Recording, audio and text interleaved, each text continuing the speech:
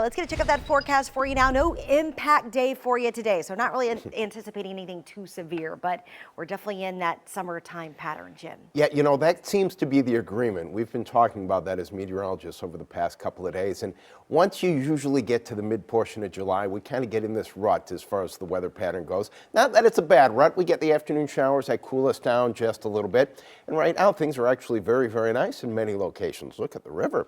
We do have a few clouds out there and just very limited rain on WDSU first warning radar.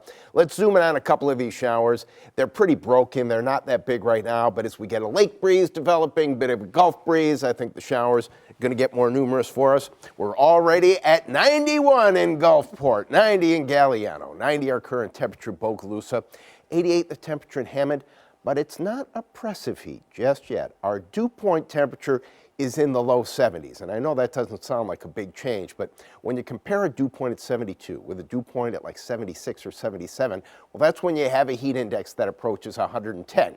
That could be the case for us by the end of the week, maybe the beginning of the weekend. Let's go to the tropics where things are remarkably quiet. We always like to see that. Disorganized cloudiness in the open waters of the Atlantic. This is what really shocked me today. Look at how quiet the Caribbean is.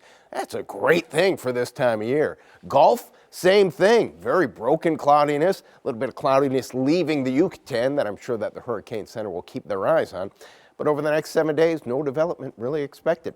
One thing that happened yesterday, and it didn't really come to fruition, we had these thunderstorms in the northern portion of the state, and some of the computer models wanted to bring an outflow boundary into our general area and trigger some showers and thunderstorms for the North Shore in the evening. Well, I don't think that's going to happen tonight, but we'll be watching these storms to the north for that possibility of an outflow boundary later this evening. At the surface, here's high pressure, bringing us that west to southwesterly wind. This stationary front is just about that. It hasn't moved much over the last 24 hours. Now, this computer model is maybe a little bit aggressive, but as we get to the middle portion of the afternoon, no surprise here, get a lake breeze, scattered showers, isolated thunderstorms in place. No severe weather expected, but as you know, this time of year, one of the storms may contain brief heavy rain, some gusty winds. By 6:30 or so, the showers should be wrapping up, but I think by 8 o'clock, walk around the block after dinner, temperatures should be in the mid to upper 80s, but I think at that point, things are going to be dry. Tomorrow, we'll put the chance for rain at about 40%. Once we get to about 2:30, here we are, 2 o'clock exactly. You see those showers and thunderstorms forming. I think we get just a touch drier by the end of the week and a touch hotter too.